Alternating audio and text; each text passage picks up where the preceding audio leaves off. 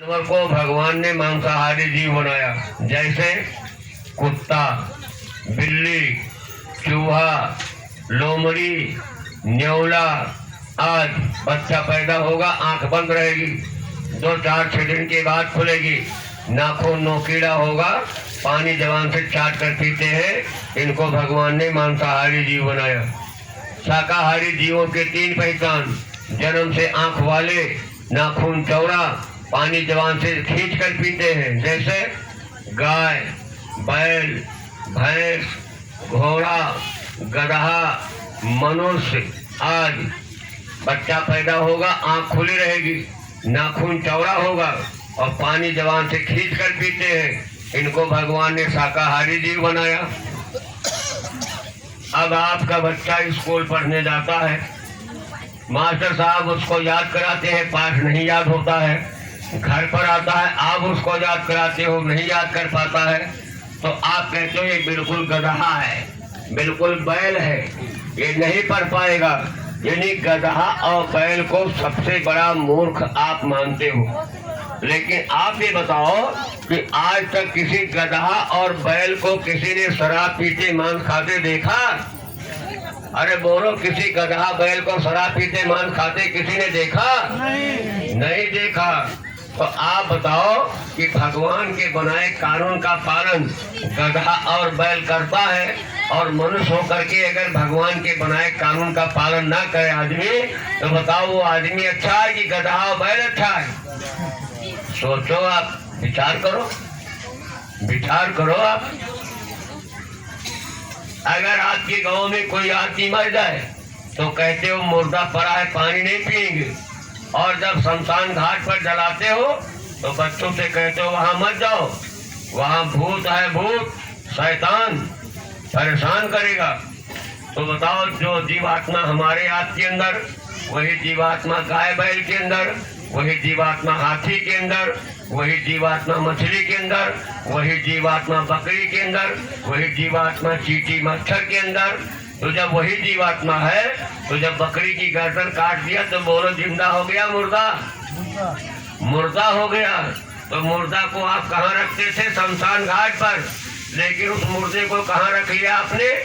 पेट में।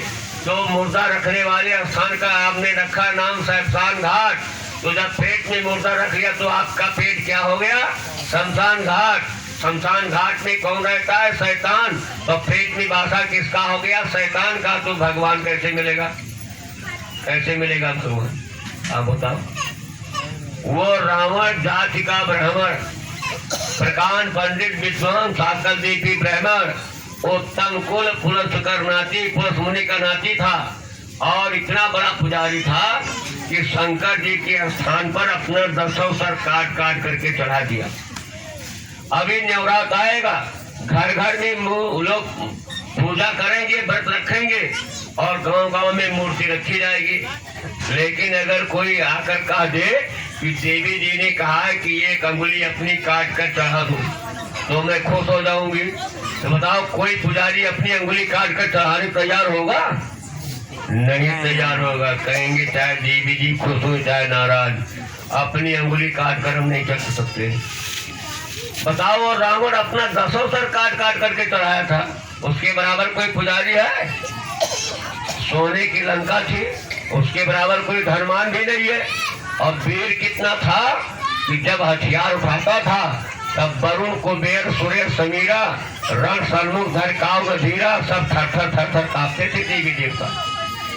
और विद्वान कितना बड़ा था कि स्वर्ग में सीढ़ी लगा रहा था, मृत्यु को चारपाई में बांध दिया था, सुखवा सनीचर का नादक करे मुंज रहा। इतना बड़ा विद्वान था, है कोई विद्वान उसके बराबर? लेकिन उस समय के युग पुरुष ने मौत के घाट उतार दिया। 1 लाख फुट 1.25 लाख नाती, और तारावर घट दिया ना बाती। और इतिहास के पन्ने में उसको निशाचर लिखा।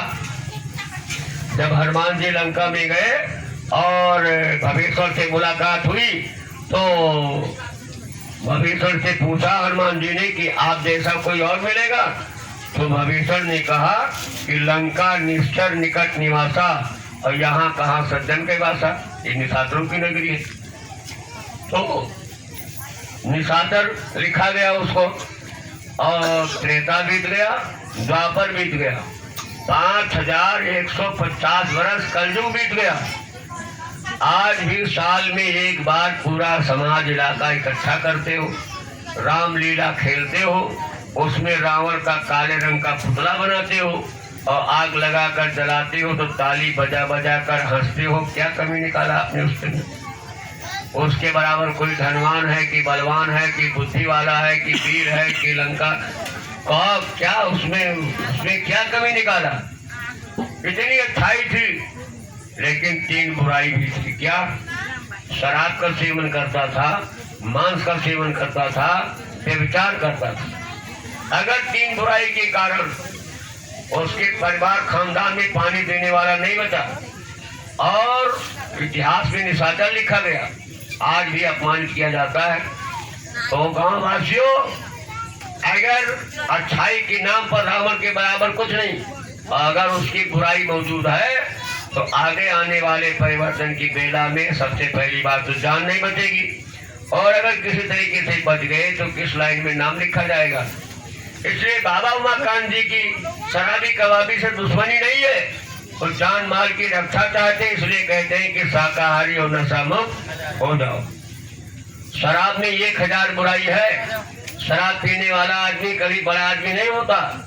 घर का सारा सामान बेच कर पी जाएगा, औरत का जेवर बेच कर पी जाएगा, और पी करके जब आएगा तो हल्ला मचाएगा, पड़ोसी को सोने नहीं देगा, और बीवी बच्चों को डंडे से मारेगा, और नाली में जब गिर जाएगा तो कहेगा जन्नत देख रहा हूँ जन्नत। शराब में 1000 बुराई है। शराब पीने वाला, उसकी आंखों की पहचान खत्म हो जाती, न माँ की पहचान, न बहन की पहचान, न पड़ोसी की पहचान, न महात्मा की पहचान, न बुजुर्गों की पहचान, सब खत्म हो जाती है। तो ऐसे बुद्धि नाशक नशे का सेवन क्यों करते हो? किताबों में तुम्हारे लिखा है कि न हिंदुओं के लिखा शराब पियो, न मुसलमानों के लिखा शराब पियो, और गांव गांव में भट्टियां चल रही है। तो जब ऐसा अत्याचार बढ़ता है तो कुदरत सजा देती है। इसलिए आगे का समय बहुत खराब आने वाला है, परिवर्तन होने जा रहा है। किताबों